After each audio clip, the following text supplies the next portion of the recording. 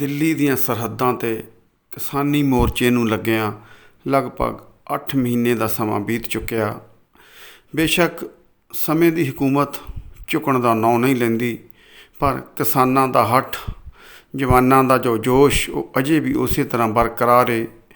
ਹਰ ਰੋਜ਼ ਟਰਾਲੀਆਂ ਭਰ ਭਰ ਕੇ ਲੋਕ ਜਾ ਰਹੇ ਨੇ, ਗੱਡੀਆਂ 'ਚ ਜਾ ਰਹੇ ਨੇ। ਔਰ ਸਭ ਤੋਂ ਵੱਡੀ ਗੱਲ, ਕਿਸਾਨ ਭਾਈਚਾਰੇ ਨੂੰ ਹਰ ਤਰ੍ਹਾਂ ਦੇ ਵਰਗ ਦਾ ਸਹਿਯੋਗ ਮਿਲ ਰਿਹਾ। ਕਲਾਕਾਰ ਭਾਈਚਾਰਾ, ਜਿਸ ਨੂੰ ਹਮੇਸ਼ਾ ਅਸੀਂ ਕਿਸੇ ਹੋਰ ਅੱਖ ਨਾਲ ਵੇਖਦੇ ਸੀ, ਕਿਸਾਨੀ ਅੰਦੋਲਨ ਲਈ ਜਿੰਨਾ ਉਹਨਾਂ ਨੇ ਕੰਮ ਕੀਤਾ ਜਾਂ ਜਿੰਨਾ ਉਹ ਹੰਭਲਾ ਮਾਰ ਰਹੇ ਨੇ, ਉਸ ਨੂੰ ਜੇਕਰ ਨਾ ਕੀਤਾ ਜਾਵੇ ਤਾਂ ਬੜੀ ਅਤਕਥਨੀ ਹੋਵੇਗੀ। ਸਤਿ ਸ਼੍ਰੀ ਅਕਾਲ ਜੀ ਸਾਰਿਆਂ ਨੂੰ। ਵਾਹਿਗੁਰੂ ਜੀ ਕਾ ਖਾਲਸਾ, ਸ਼੍ਰੀ ਵਾਹਿਗੁਰੂ ਜੀ ਕੀ ਫਤਿਹ।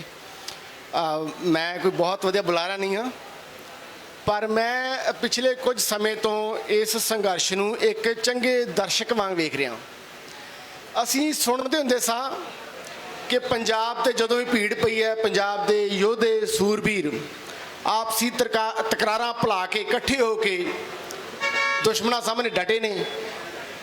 ਵਿੱਚ ਸਾਨੂੰ ਲੱਗਦਾ ਸੀ ਸ਼ਾਇਦ ਇਹ ਅੱਜ ਉਹ ਵਕਤ ਨਹੀਂ ਆ ਸਕਦਾ, ਪਰ ਤੁਸੀਂ ਫਿਰ ਉਹ ਸਾਬਤ ਕੀਤਾ ਹੈ ਕਿ ਨਹੀਂ, ਪੰਜਾਬ ਦਾ ਖੂਨ ਥੋੜ੍ਹਾ ਬਹੁਤਾ ਅਵੇਸਲਾ ਹੋ ਸਕਦਾ ਪਰ ਠੰਡਾ ਨਹੀਂ ਪੈ ਸਕਦਾ। ਸੋ ਤੁਸੀਂ ਅੱਜ ਇੱਕ ਇਤਿਹਾਸ ਸਿਰਜ ਰਹੇ ਹੋ ਔਰ ਆਉਣ ਵਾਲੀਆਂ ਕਈ ਨਸਲਾਂ ਇਹਦੇ ਤੋਂ ਸਿੱਖਿਆ ਲੈ ਲੈ ਕੇ ਆਪਣੇ ਹੱਕਾਂ ਲਈ ਲੜਦੀਆਂ ਰਹਿਣਗੀਆਂ।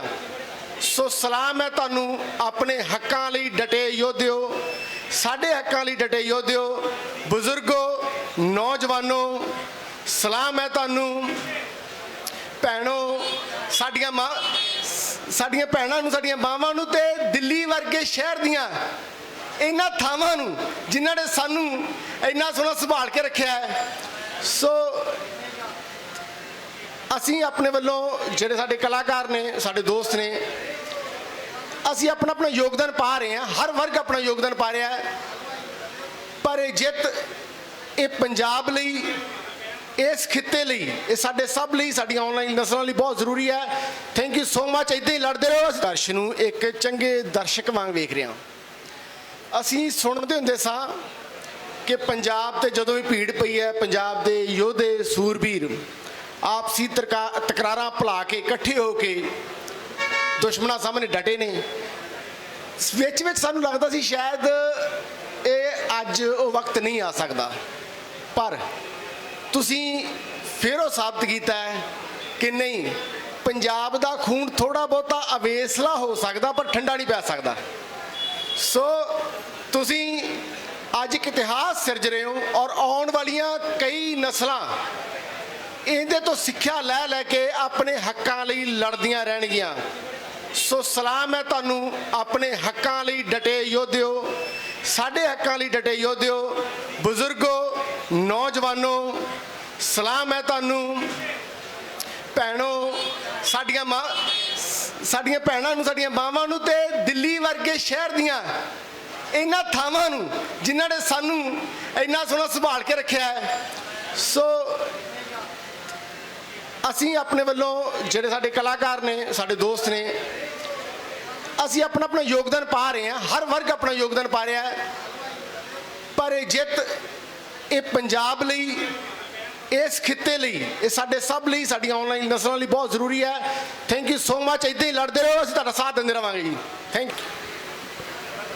ਸਿੰਧੂ ਬਾਰਡਰ ਤੇ ਪਹੁੰਚੀ ਹੋਈ ਸਾਰੀ ਸੰਗਤ, ਸਟੇਜ ਤੇ ਬਿਰਾਜਮਾਨ ਸਾਰੇ ਸੱਜਣਾਂ ਨੂੰ ਇੱਕ ਵਾਰੀ ਗੁਰੂ ਜੀ ਦੀ ਬਖਸ਼ੀ ਹੋਈ ਫਤਿਹ ਦੀ ਸਾਂਝ ਪਾਉਣੇ ਆ। ਭਰ ਕੇ ਜਵਾਬ ਦਿਓ ਜੇ ਵਾਹਿਗੁਰੂ ਜੀ ਕਾ ਖਾਲਸਾ, ਵਾਹਿਗੁਰੂ ਜੀ ਕੀ ਫਤਿਹ।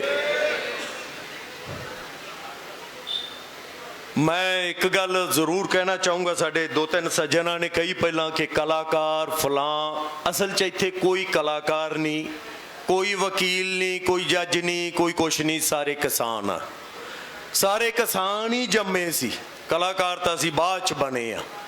ਔਰ ਇਸ ਦੇਸ਼ ਨੂੰ ਇੱਕੋ ਚੀਜ਼ ਇਕੱਠੇ ਕਰ ਸਕਦੀ ਸੀ ਜਾਂ ਸਾਡੇ ਪ੍ਰਦੇਸ਼ ਨੂੰ, ਉਹ ਸੀਗੀ ਕਿਸਾਨੀ।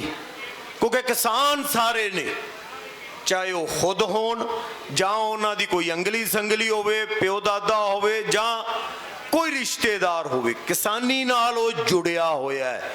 ਇਸੇ ਲਈ ਸਿਰਫ ਅਸੀਂ ਆ ਬੈਠੇ ਹੋਏ ਲੋਕਾਂ ਦਾ ਅੰਦਾਜ਼ਾ ਨਾ ਲਾਈਏ, ਦੁਨੀਆ ਦੇ ਵਿੱਚ ਹਰ ਥਾਂ ਤੇ ਬੈਠਾ ਹੋਇਆ ਬੰਦਾ ਤੁਹਾਡੇ ਨਾਲ ਜੁੜਿਆ ਹੈ।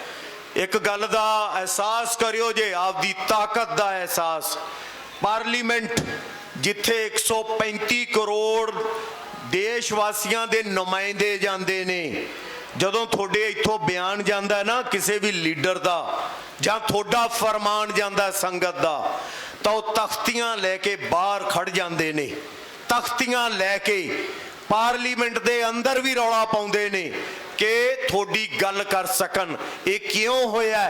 ਕਿਉਂਕਿ ਤੁਹਾਨੂੰ ਅਹਿਸਾਸ ਹੋਇਆ ਕਿ ਮਾਲਕ ਤੁਸੀਂ ਹੋ, ਲੀਡਰ ਤੁਸੀਂ ਹੋ। ਇਹ ਤੁਹਾਡੇ ਚੁਣੇ ਹੋਏ ਉੱਥੇ ਜਾ ਕੇ ਬਹਿੰਦੇ ਨੇ। ਇੱਕ ਗੱਲ ਮੈਂ ਜ਼ਰੂਰ ਕਹੂੰਗਾ ਕਿ ਆਪਦੀ ਤਾਕਤ ਦੀ ਪਹਿਚਾਣ ਕਰੋ। ਤੁਹਾਡੀ ਤਾਕਤ ਹੈ ਇਹ, ਇਹਨਾਂ ਦੀ ਕੋਈ ਹਿੰਮਤ ਨਹੀਂ, ਕੋਈ ਮਜਾਲ ਨਹੀਂ ਕਿ ਤੁਹਾਡੀ ਕੀਤੀ ਹੋਈ ਕਹੀ ਹੋਈ ਗੱਲ ਨੂੰ ਨਕਾਰ ਸਕਣ। ਜਦੋਂ ਤੁਹਾਡੇ ਕੋਲੇ ਆਉਣ, ਜਦੋਂ ਤੁਹਾਡੇ ਨਾਲ ਗੱਲ ਕਰਨ, ਚਾਹੇ ਵੋਟ ਲਈ ਹੋਏ ਜਾਂ ਕਿਸੇ ਵੀ ਕੰਮ ਲਈ ਹੋਵੇ, ਉਦੋਂ ਪੁੱਛੋ ਇਹਨਾਂ ਨੂੰ ਕਿ ਤੁਸੀਂ ਕੀ ਕੀਤਾ ਸੀਗਾ ਪਹਿਲਾਂ, ਜੋ ਵਾਅਦੇ ਕਰਕੇ ਗਏ ਸੀ ਉਹਨਾਂ ਦਾ ਕੀ ਹੋਇਆ ਹੁਣ ਤੱਕ, ਕੀਤੇ ਪੂਰੇ ਜਾਂ ਨਹੀਂ ਕੀਤੇ। ਸੋ ਇਹ ਤੁਹਾਡੀ ਤਾਕਤ ਹੈ। ਹੁਣ ਆਪਾਂ ਆਉਣੇ ਆ ਸੰਘਰਸ਼ ਵੱਲ। ਸੰਘਰਸ਼ ਹਮੇਸ਼ਾ ਹੀ ਚੜ੍ਹਦੀ ਕਲਾ 'ਚ ਸੀ, ਹੈ ਔਰ ਰਹੂਗਾ ਜਦੋਂ ਤੱਕ ਅਸੀਂ ਜਿੱਤ ਨਹੀਂ ਜਾਂਦੇ।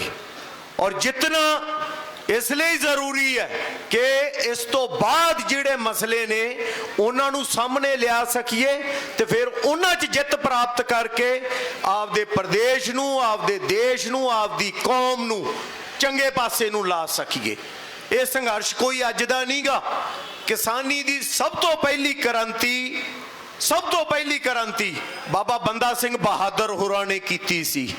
ਜਦੋਂ ਤੁਹਾਨੂੰ ਆਮ ਲੋਕਾਂ ਨੂੰ ਨਾਲ ਲੈ ਕੇ, ਜੋ ਸਰਹੰਦ ਦਾ ਸੂਬੇਦਾਰ ਸੀ ਉਹਨੂੰ ਹਰਾਇਆ ਸੀ ਚੱਪੜਚਿੜੀ ਤੇ ਆ ਕੇ, ਉਹ ਪਹਿਲੀ ਕ੍ਰਾਂਤੀ ਸੀ। ਜਦੋਂ ਆਮ ਲੋਕਾਂ ਨੂੰ, ਤੁਹਾਡੇ ਵਰਗੇ ਲੋਕਾਂ ਨੂੰ ਜ਼ਮੀਨ ਦੇ ਮਾਲਕ ਬਣਾਇਆ ਸੀ, ਉਹ ਵੀ ਅਸੀਂ ਸੰਘਰਸ਼ ਨਿਸ਼ਾਨ ਸਾਹਿਬ ਦੀ ਰਹਿਨੁਮਾਈ 'ਚ ਲੜਿਆ ਸੀ, ਹੁਣ ਵੀ ਲੜ ਰਹੇ ਹਾਂ ਔਰ ਅਗਲੇ ਸੰਘਰਸ਼ ਵੀ ਲੜਾਂਗੇ। ਜਿੱਤੇ ਵੀ ਸੀ, ਆ ਵੀ ਜਿੱਤਾਂਗੇ। ਬਟ ਇਹਦੇ ਲਈ ਇੱਕ ਜ਼ਰੂਰੀ ਹੁੰਦਾ ਹੈ, ਇੱਕ ਮੁੱਠ ਰਹਿਣਾ, ਇੱਕੋ ਸੂਈ ਦੇ ਨੱਕੇ ਵਿੱਚ ਦੀ ਲੰਘਣਾ।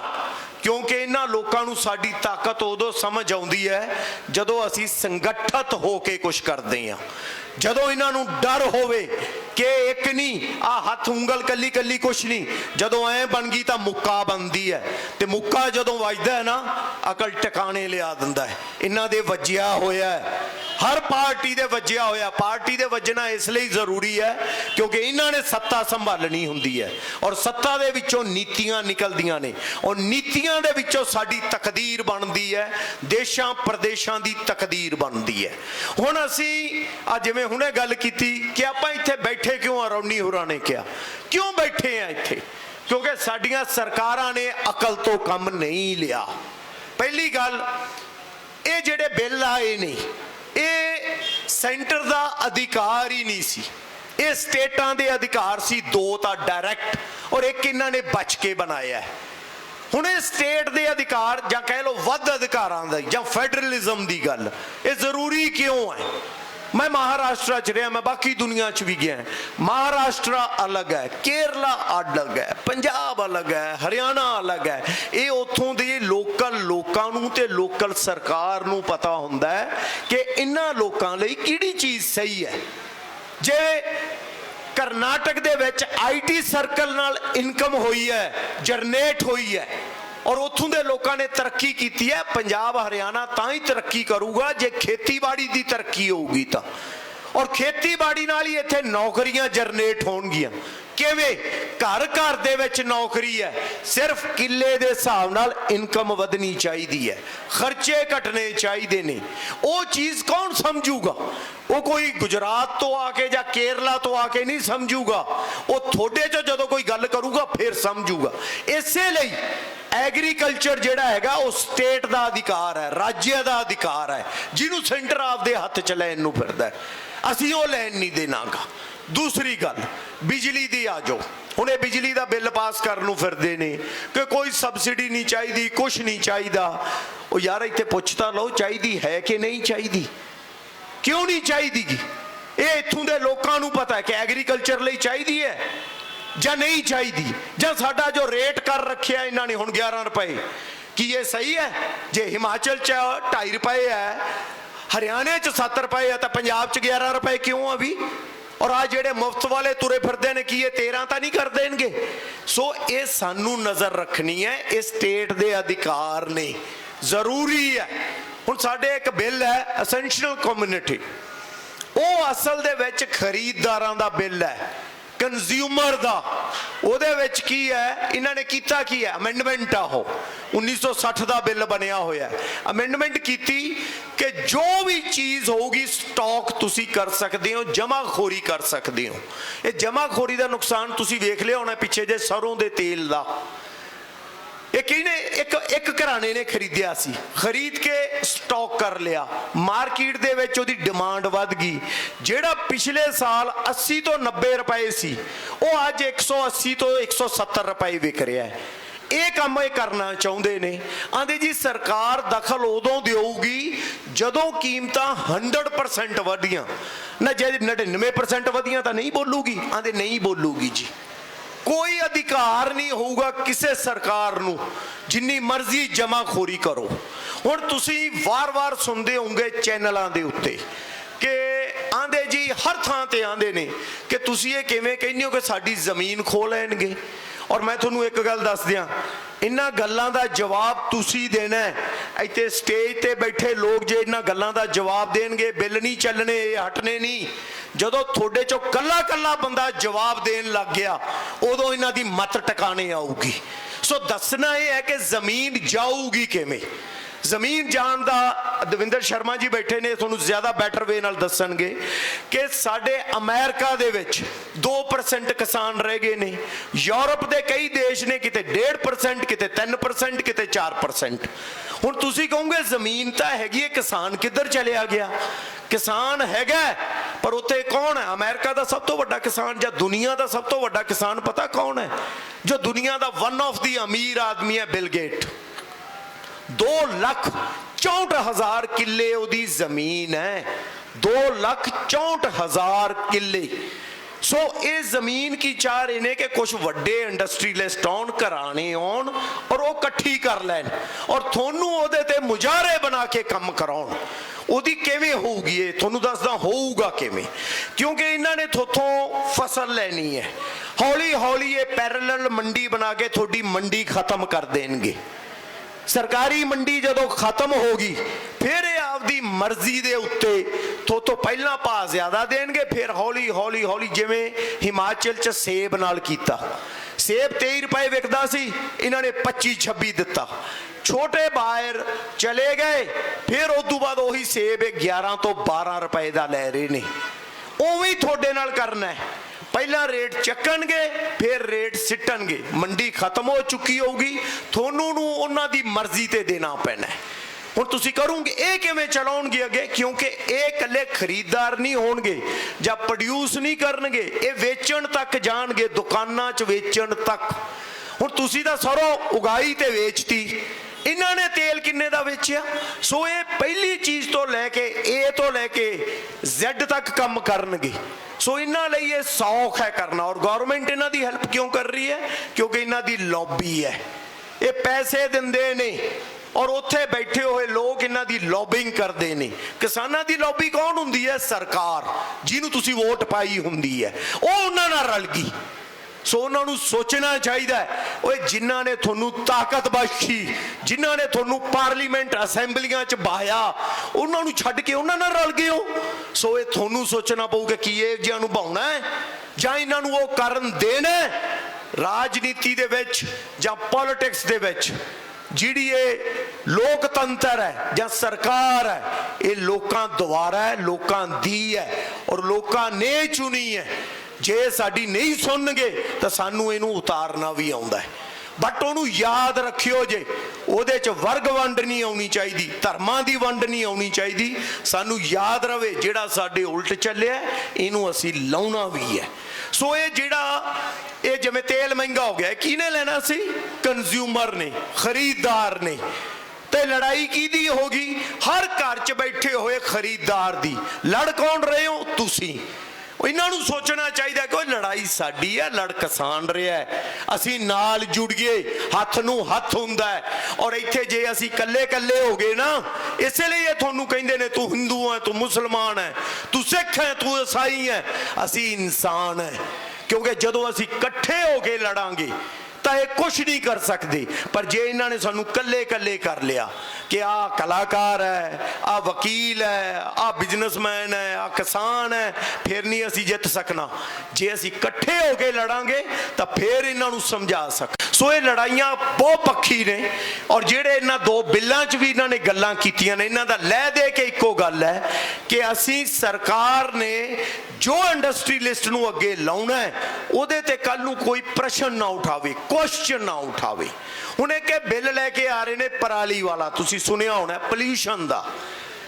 ਹਾਸੇ ਵਾਲੀ ਗੱਲ ਹੈ ਕਿ ਪੋਲਿਊਸ਼ਨ ਵਾਲਾ ਬਿੱਲ ਸਿਰਫ ਨਾਰਥ ਇੰਡੀਆ ਲਈ ਹੈ, ਉੱਤਰ ਭਾਰਤ ਲਈ ਹੈ, ਯੂਪੀ ਤੱਕ ਤੇ ਇਧਰ ਕਸ਼ਮੀਰ ਤੋਂ ਲੈ ਕੇ ਪੰਜਾਬ ਹੁੰਦਾ ਹੋਇਆ ਸਿਰਫ ਯੂਪੀ ਤੱਕ।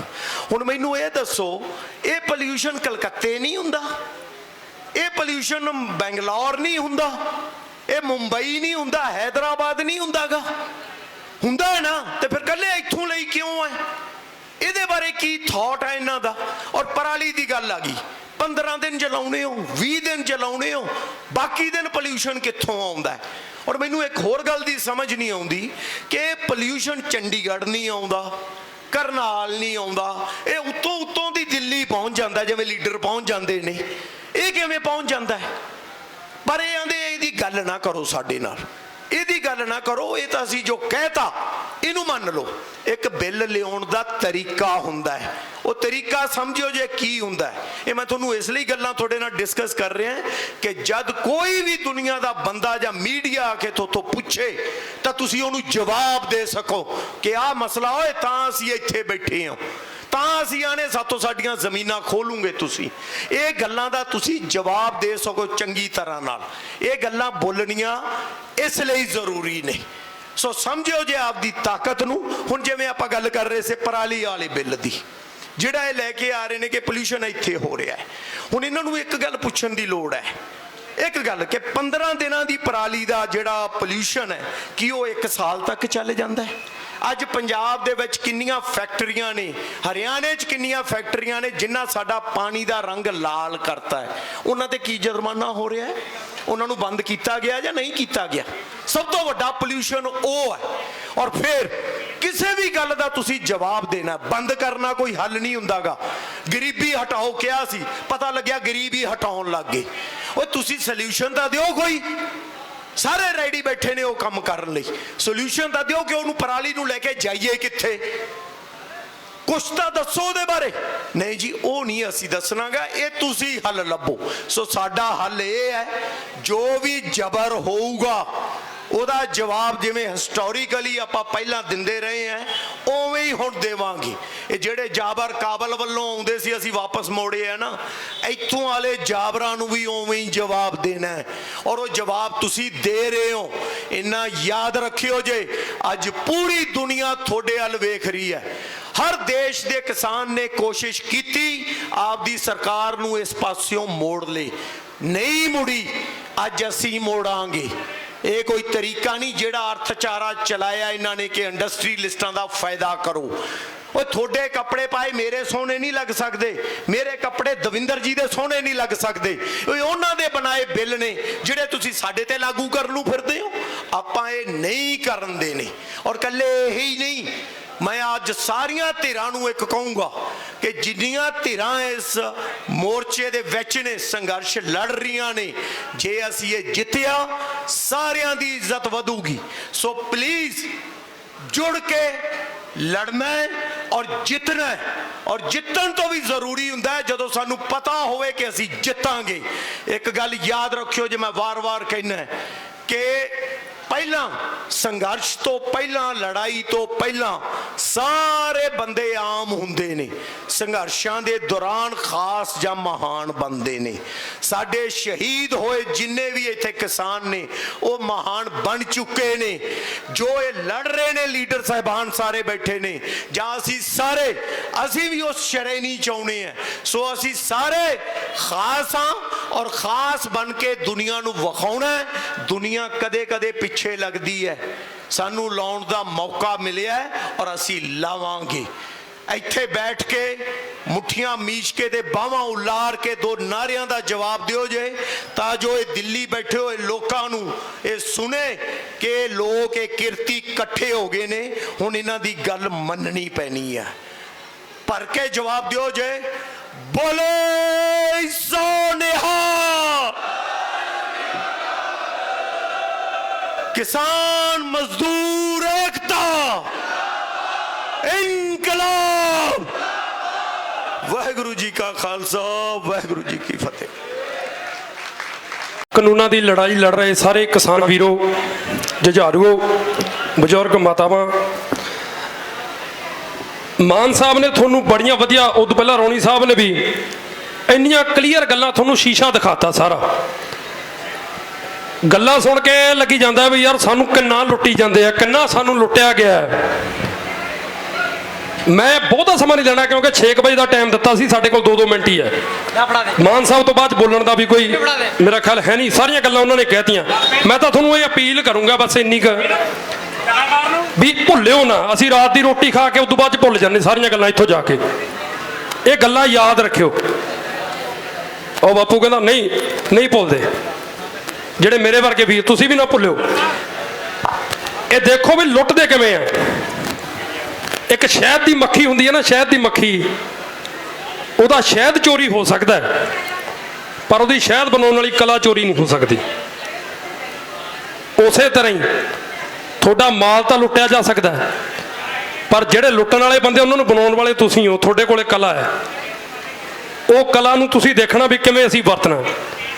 ਤੁਸੀਂ ਇਹ ਸੋਚ ਕੇ ਦੇਖੋ ਵੀ ਸ਼ਹਿਦ ਦਾ ਛੱਤਾ ਕਿੱਥੇ ਲਾਉਣਾ ਜਿੱਥੇ ਕੋਈ ਛੇਤੀ ਪਹੁੰਚ ਨਾ ਸਕੇ, ਸਾਨੂੰ ਕੋਈ ਲੁੱਟ ਨਾ ਸਕੇ, ਉਹਨਾਂ ਬੰਦਿਆਂ ਨੂੰ ਚੁਣਨਾ ਹੈ। ਤਾਂ ਮੈਂ ਬਹੁਤੀਆਂ ਗੱਲਾਂ ਨਹੀਂ ਕਰਨੀਆਂ, ਬਸ ਇੰਨੀਆਂ ਕੁ ਬੇਨਤੀਆਂ ਕਰਦਾ ਵੀ ਇਹ ਸਾਰੀਆਂ ਚੀਜ਼ਾਂ ਨੂੰ ਯਾਦ ਰੱਖਿਓ। ਜਿਵੇਂ ਪਿੰਡਾਂ ਤੋਂ ਸਾਡੀਆਂ ਡਿਊਟੀਆਂ ਲੱਗੀਆਂ ਹੁੰਦੀਆਂ, ਹਰੇਕ ਪਿੰਡ ਤੋਂ 10-10, 15-15 ਬੰਦੇ ਅਸੀਂ ਹਾਜ਼ਰ ਹੀ ਰਹਿੰਦੇ ਹਾਂ ਇੱਥੇ ਮੋਰਚੇ ਤੇ। ਤਾਂ ਉਸੇ ਤਰ੍ਹਾਂ ਹੀ ਮਾਨ ਸਾਹਿਬ ਨੇ ਸਾਨੂੰ ਵੀ ਕਿਹਾ ਸੀ, ਕਿਉਂਕਿ ਦੱਸਿਆ ਵੀ ਥੋੜ੍ਹੇ ਜਿਹੇ ਸਮੇਂ ਤੋਂ ਸਾਡੀਆਂ ਵੀ ਹਾਜ਼ਰੀਆਂ ਘਟੀਆਂ ਨੇ, ਕੰਮਾਂ ਕਾਰਾਂ 'ਚ ਬਿਜ਼ੀ ਹੋ ਗਏ ਆ। ਪਰ ਮਾਨ ਸਾਹਿਬ, ਇਹ ਸਾਡੇ ਸਰਪੰਚ ਮਾਨ ਸਾਹਿਬ ਹੀ ਨੇ, ਮੈਂ ਬੇਨਤੀ ਕਰਦਾ ਇਹ ਜ਼ਰੂਰ ਸਾਡੇ ਸਾਰੇ ਭਾਈਚਾਰੇ ਨੂੰ ਸਾਡੀਆਂ ਵੀ ਡਿਊਟੀਆਂ ਲਾਓ ਵੀ ਥੋੜ੍ਹੇ ਟਾਈਮ ਬਾਅਦ ਅਸੀਂ ਆਉਂਦੇ ਰਹੀਏ। ਕਿਉਂਕਿ ਜਦੋਂ ਆਉਂਦੇ ਆ ਸਾਡੇ ਨੌਜਵਾਨ ਵੀਰ ਪਿਆਰ ਕਰਦੇ ਨੇ ਸਾਡੀ ਹੱਲਾਸ਼ੇਰੀ ਦੇ ਨਾਲ, ਚਲੋ ਇਹ ਵੀ ਸਾਡੇ ਨਾਲ ਜੁੜਦੇ ਨੇ। ਤਾਂ ਅਸੀਂ ਜ਼ਰੂਰ ਆਉਂਦੇ ਰਹਾਂਗੇ, ਤੁਹਾਡੇ ਮੋਢੇ ਨਾਲ ਮੋਢਾ ਲਾ ਕੇ ਆਪਾਂ ਇਹ ਲੜਾਈ ਜਿੱਤਣੀ ਹੈ ਬਸ ਹਰ ਹਾਲਤ। ਤਾਂ ਇੰਨੀ ਕੁ ਹਾਜ਼ਰੀ ਮੇਰੀ ਕਬੂਲ ਕਰਿਓ। ਅਗਲੀ ਵਾਰੀ ਮੇਰਾ ਕੰਮ ਆ ਗਾਣੇ ਗੂਣੇ ਸੁਣਾਉਣਾ, ਉਹ ਹੁਣ ਸਮਾਂ ਘੱਟ ਹੈ, ਤੁਹਾਨੂੰ ਅਗਲੀ ਵਾਰੀ ਸੁਣਾ ਕੇ ਜਾਵਾਂਗੇ। ਕਨਵਰ ਕਰੇਵਾਲ ਬਾਈ ਬਹੁਤ ਹਾਜ਼ਰੀਆਂ ਲਵਾਉਂਦਾ। ਹਾਂ ਚਲੋ ਮੇਰੇ ਨਾਲ ਤੁਸੀਂ ਬੋਲਿਓ ਜੇ, ਨਾਲ ਬੋਲਿਓ। ਗਾਣਾ ਨਹੀਂ ਹੈ ਨਾਰਾ ਹੀ ਆ। ਦੱਸ ਦੇਸੀ ਵੈਲੀ ਉਹ ਜਿਹੜੀ ਪੀੜੀ ਨੂੰ ਦੇਖੇ ਉਸੇ ਪੀੜੀ ਨੇ ਰਿਕਾਰਡ ਤੋੜਦੇ। ਉਹ ਦੱਸ ਦੇਸੀ ਵੈਲੀ ਉਹ ਜਿਹੜੀ ਪੀੜੀ ਨੂੰ ਦੇਖੇ ਉਸੇ ਪੀੜੀ ਨੇ ਰਿਕਾਰਡ ਤੋੜਦੇ। ਭਾਗਾਂ ਵਾਲੇ ਭਰਦੇ ਨੇ ਆ ਕੇ ਹਾਜ਼ਰੀ, ਲੱਗਿਆ ਕਿਸਾਨੀ ਦੇ ਨਹੀਂ ਦੇਖ ਮੋਰਚੇ। ਉਹ ਯੂਕੇ ਅਮਰੀਕਾ ਇਟਲੀ ਕੈਨੇਡਾ ਤੋਂ ਲੈ ਕੇ ਕੌਮ ਆਉਂਦੀ ਨੀ ਜਹਾਜ਼ ਰਹੂਗੀ। ਉੱਠੀ ਜਿਹੜੀ ਲਹਿਰ ਤੈਨੂੰ ਯਾਦ ਰਹੂਗੀ। ਜਿੰਦਾਬਾਦ ਆ ਕਿਸਾਨੀ, ਜਿੰਦਾਬਾਦ ਰਹੂਗੀ। ਜਿੰਦਾਬਾਦ ਆ ਕਿਸਾਨੀ, ਜਿੰਦਾਬਾਦ ਆ ਕਿਸਾਨੀ, ਜਿੰਦਾਬਾਦ ਰਹੂਗੀ। ਪੁੱਤ ਪੋਤੇ ਬਾਬੇ ਤੇ ਜਵਾਨ ਆਏ ਨੇ, ਮੋਰਚੇ ਤੇ ਕਰਕੇ ਨੀ ਮਾਣ ਆਏ ਨੇ।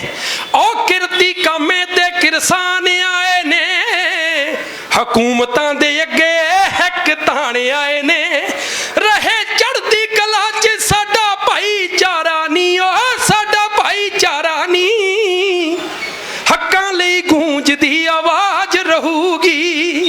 ਉੱਠੀ ਜਿਹੜੀ ਲਹਿਰ ਤੈਨੂੰ ਯਾਦ ਰਹੂਗੀ, ਜਿੰਦਾਬਾਦ ਆ ਕਿਸਾਨੀ, ਜਿੰਦਾਬਾਦ ਆ ਕਿਸਾਨੀ, ਜਿੰਦਾਬਾਦ ਰਹੂਗੀ, ਜਿੰਦਾਬਾਦ ਆ ਕਿਸਾਨੀ। ਇਹ ਜਿੰਦਾਬਾਦ ਹੀ ਰਹਿਣੀ ਆ ਤੇ ਜਿੰਦਾਬਾਦ ਹੀ ਸੀ। ਇੰਨੀ ਹਾਜ਼ਰੀ ਕਬੂਲ ਕਰਿਓ। ਵਾਹਿਗੁਰੂ ਜੀ ਕਾ ਖਾਲਸਾ, ਵਾਹਿਗੁਰੂ ਜੀ ਕੀ ਫਤਿਹ।